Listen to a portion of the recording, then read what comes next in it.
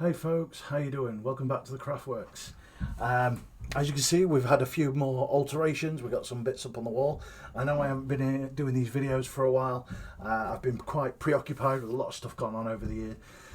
But I'm back now and I'm hoping to do more videos for you. For the folks who follow me over on Twitch, I live stream there most weekdays when I'm able. We came up with the idea that a lot of you can't make the streams a lot, so you would rather have the videos to fall back on. So from now on, every new build I start, whether it's a custom order or whether it's something somebody has just ordered off my website, I will, as long as I haven't done a video for it before, I will do a new video for you and I'll upload it to YouTube.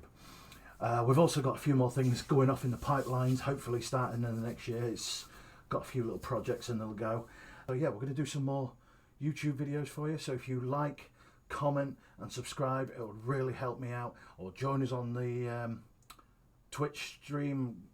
We have a lot of fun over there. But if you really do want to help me out, you can help me by helping me on Patreon. I'll put a link in the description below. But yes, this build today is one of my own designs, which is Absolution and Redemption. These are my two short swords. As you can see, that's Absolution, that's Redemption.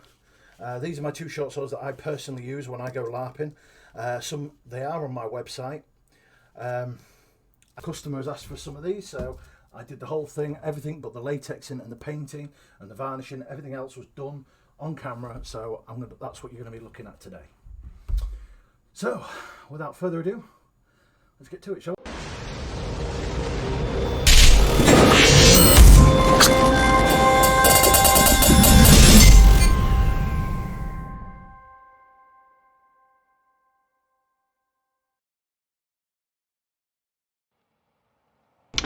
So to start this project, we need our cores. These are carbon fibre cores cut to 33 inches.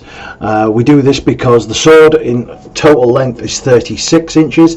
We need 2 inches of safety at the front and 1 inch at the back. So cut these cores to 33 inches and then sand all the shiny coat off the top. This allows the glue to stick to the foam better.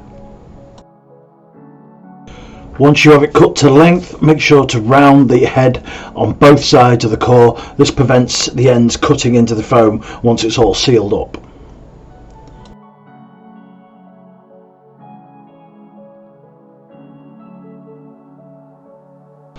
Next is onto our foam. I'm using 45 gram density foam from Tyke Supply. I will put the link in the description below.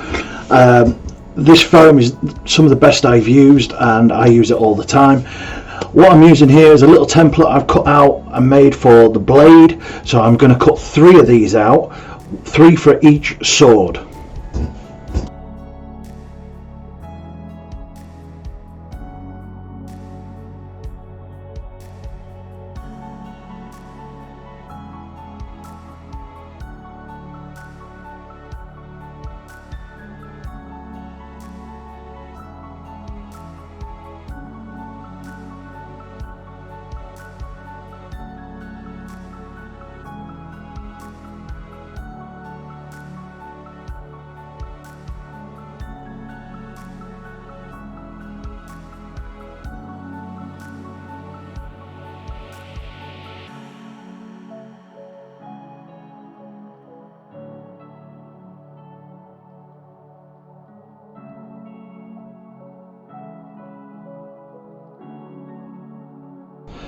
Now we have our 3 pieces of foam cut out for the blade. It's time to put in the core. So remember, we need at least 2 inches from the front of the foam to the core tip. And once we've done that, we're going to angle the core in such a fashion that it's going to allow us to curve the foam into a blade structure. The core itself is straight, so we need to angle the foam in a way, but we need to leave enough at the top, which is a non-striking edge, so it's still safe, as well as the safety at the bottom.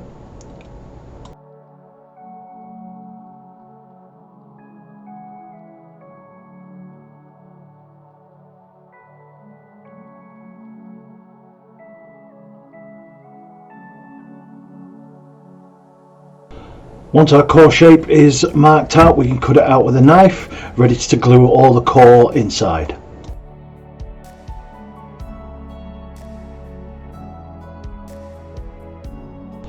Once our foam is cut and ready, we can start gluing up the core. We're going to glue as far down as we need to just for the blade. We're not doing the handle just yet.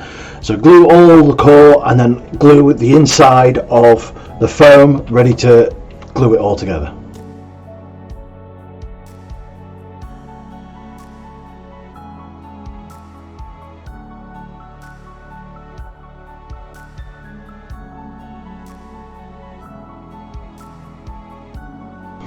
Once you have the core glued up as well as the inside strips of the foam, we can start gluing it all together. Make sure you press these nice and tight together. You want it sandwiched in really secure, and then we can add the reinforcement. Now I'm using either false leather or a piece of nylon sheet. Either one, it's just to stop the sideways motion of the core inside the blade.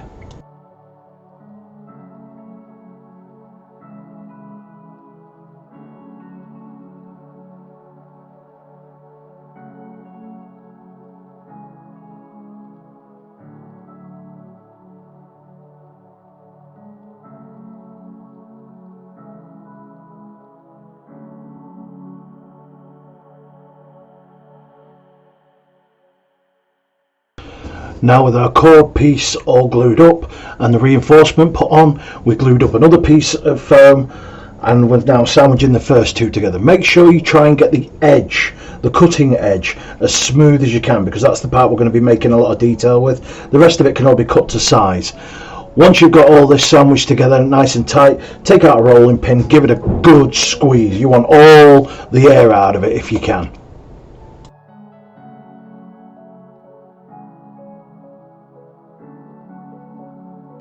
And once you finish one side, it's time to start gluing up the second side.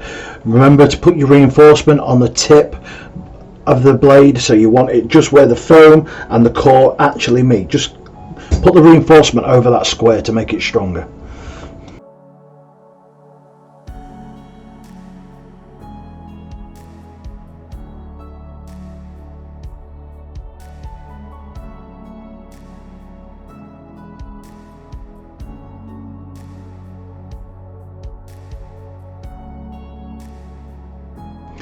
Once you have the first blade all glued up together, it's time to wash and repeat on the second blade. So follow the steps you've just done and get the other blade matched up to this, so we can just carry on with both of them together.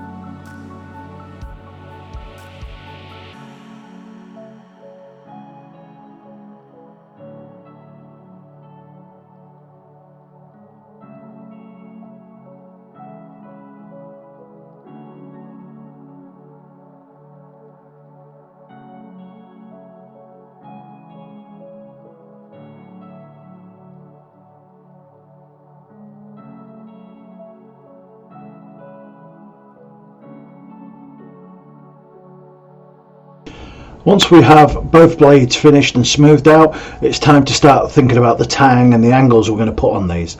Now I use a simple method, putting my finger on the edge and just tracing it all the way down to a set depth that I want. And I do this all the way round, on the top as well, because the top is not just going to be flat, you need a bit of a chamfer on it, and the front as well. Okay.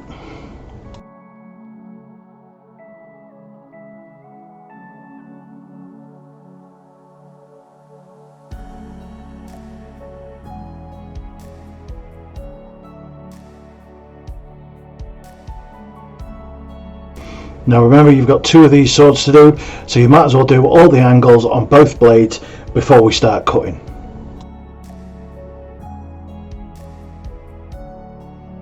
Also remember to do your cut line in the centre on the top and on the bottom. This is going to be your cut line for the tang and the top of your chamfer as well. otherwise it's going to look really bulky. Once your cut lines are done, I would recommend a razor sharp knife. I always put a fresh blade in and start cutting between your lines. Don't go dead up to your lines, that's what the sanding's for. You'll start making mistakes if you do that. Just go, leave it maybe a mil or 2 mil between each side of your cut lines and just cut away the excess foam. It's less sanding that way.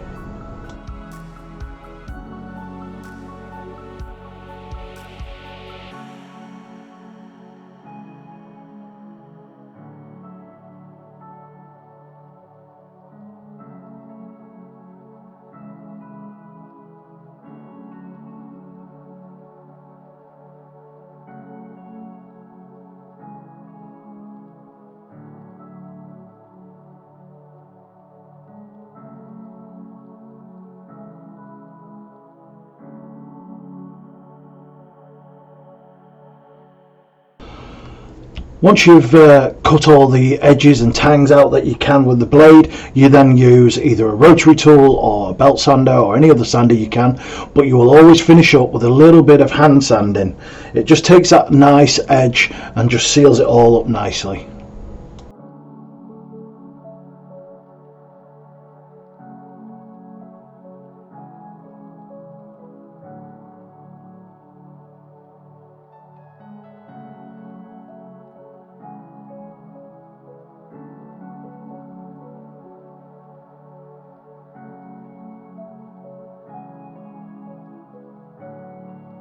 Once you've got it as smooth as you think you can, use your heat gun and go over it, sealing all the cells up so it'll all nice and tight and any fur will come off, but you still might need to go back in with a bit more sanding. So give it a sand, heat gun, sand, heat gun until you're happy with it.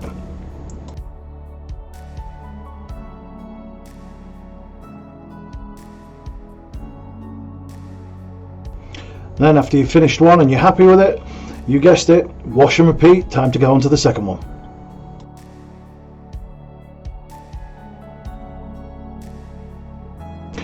Now that our blades are done, we can move on to the handles. So for this, I'm going to be using 5mm foam.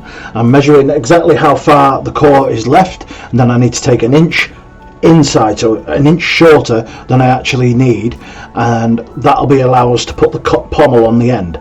But for now, you want an inch shorter than the actual part section you need, and we're going to use 5mm foam with some double-sided sticky tape, and we're just going to make the handle out of that.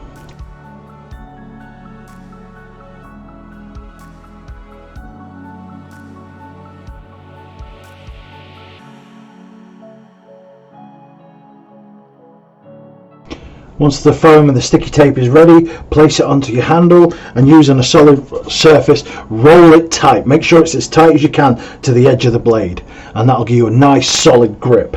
After this, we just trim it all up as best we can. You can use a rotary tool if you want. Sometimes I do, sometimes I don't. And then we use either electrical tape or hockey tape, and just to keep that nice and trim and nice and tight. To continue the blade angle and the handle so it blends nice and smooth, you might need to add a bit of extra foam on the top or the bottom, just to keep the continuity of the blade and the handle. That's what I'm doing here, and then I'll trim it all up, sand it down to what's needed, and then wrap it all to keep the shape.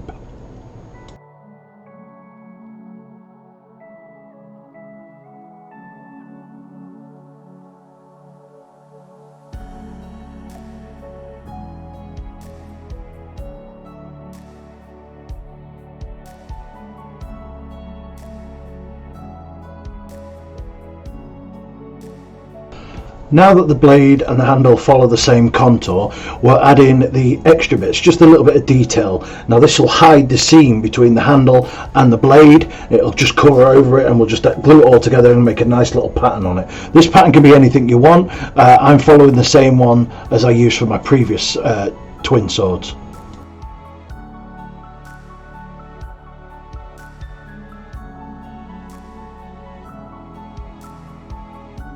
Once you have the pattern right, you then use either 2 or 5mm foam. I'm using 2 here. That's all it needs, just a little bit of detail, and then you will glue that onto the blade and the handle, hiding that seam, and then we can start on the pommel.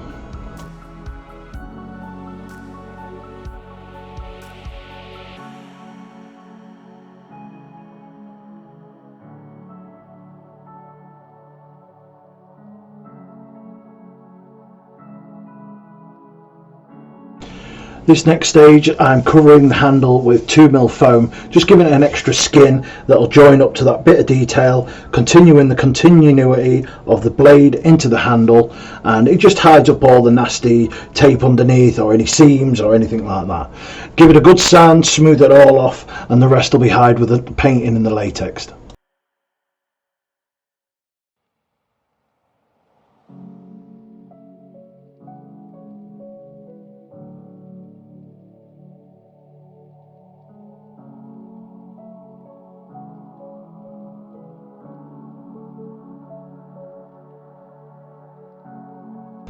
Finally, we start on the pommels. Now this is going to be 3 blocks of 8mm foam cut out long enough to leave me an inch of foam between the end of the tip of your core and the outside edge of the pommel. So however big the gap is you need, that's what you need to cut, leaving an extra inch.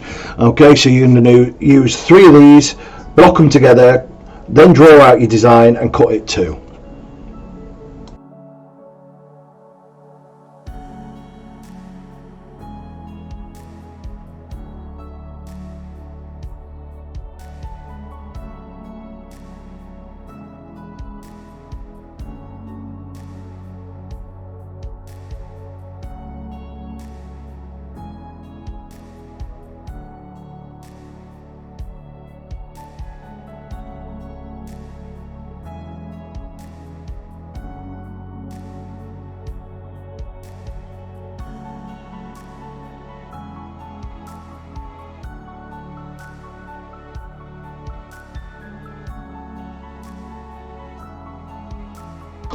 Now our pommels are all cut out, we're adding cutting lines to both sides and down the middle. This is going to allow us to make clean cuts and put a nice big chamfer on the edge that we need to create the star effect, and then we'll be using a rotary tool and hand sanding just to smooth all that out.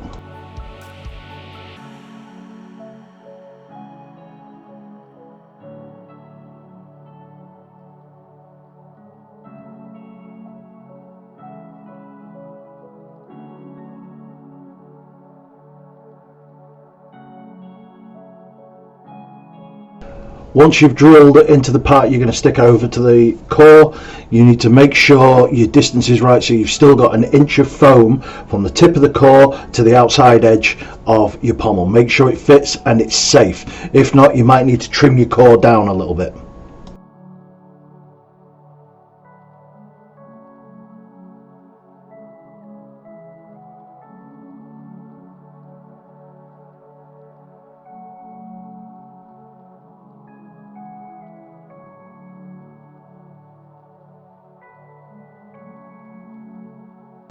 Now we're going on to the final details. So now we're going to put the gems on the pommel edge.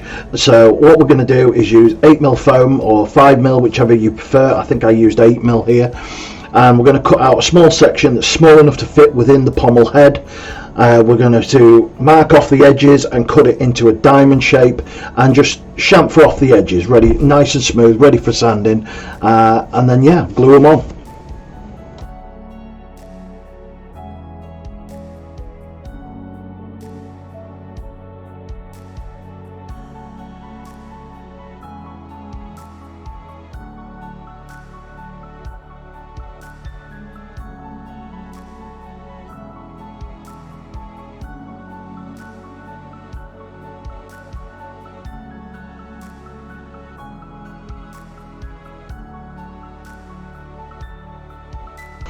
Once the pommel's finished, it's time to do the lettering on the blade.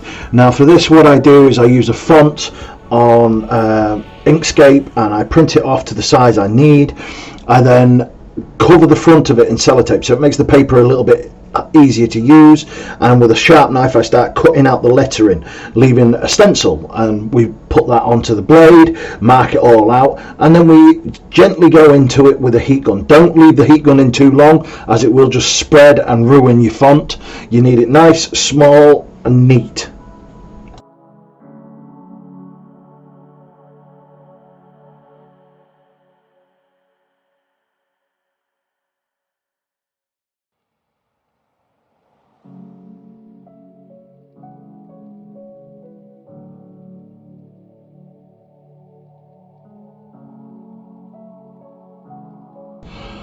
When you're using the soldering iron or the wood burning tool to create anything in foam, make sure you wear a respirator, as the foams will be toxic. You don't need to hold it long, you don't need to press hard, it will literally just move away from the heat, and just gentle little strokes, don't go too deep. You don't want the core to be visible through it.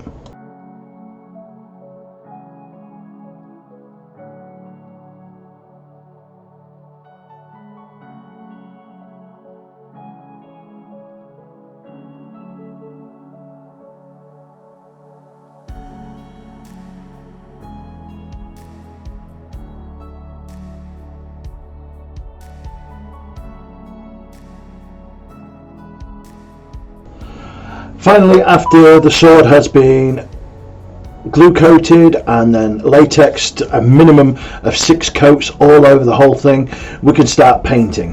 First I did a black coat mixed with latex, then I did a grey coat mixed with latex, and now we're starting to add on the effect paint, as I call it, which is the highlights, the lowlights, a bit of weathering and that sort of thing. Don't forget, you can't use a heat gun when you're trying to dry stuff off once you've got latex on, as it will bubble, but you can use a hairdryer.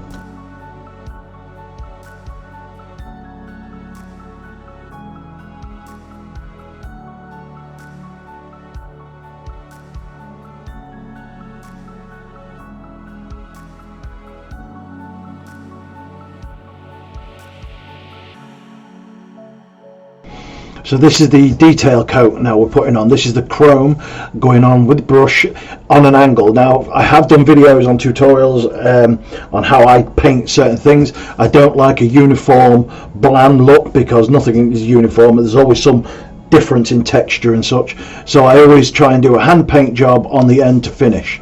So this is with Tamiya's chrome over the grey flexi latex that we've already put on.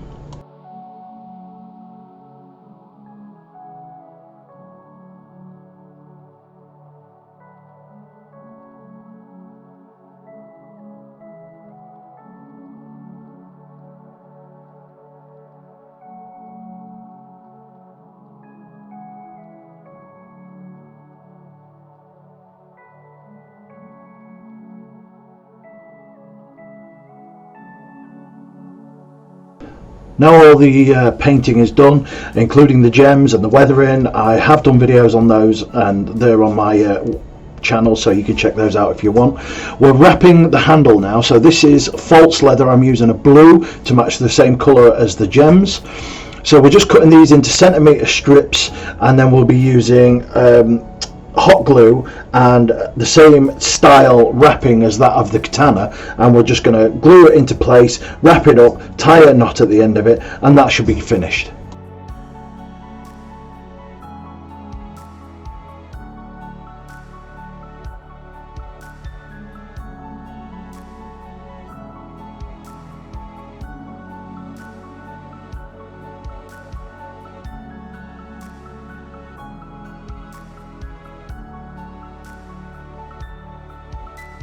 So the wrapping of the Ito, or the handle wrap, is the same as the katana.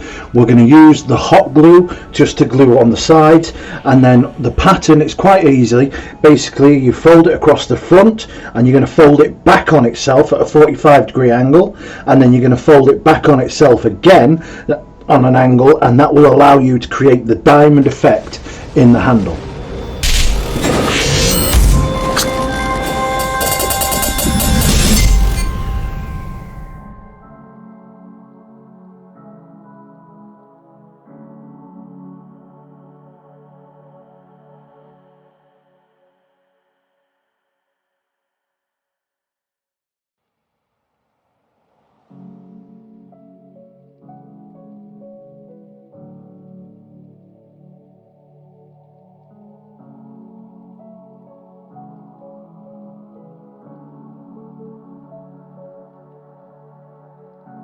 When we finally reach the end, it's a simple process. We're just going to tie it into a double knot, nice and tight, and then use a little bit of hot glue just to keep the knot in place and trim it up nice and neat, and then we have one completed sword.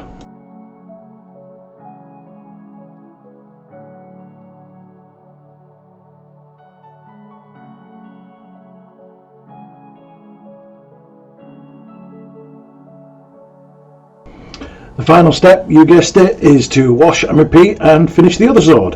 Exactly the same process, nice and easy, take your time. Remember, use the hot glue on the sides and anywhere you think it might come loose, and just keep it nice and trim.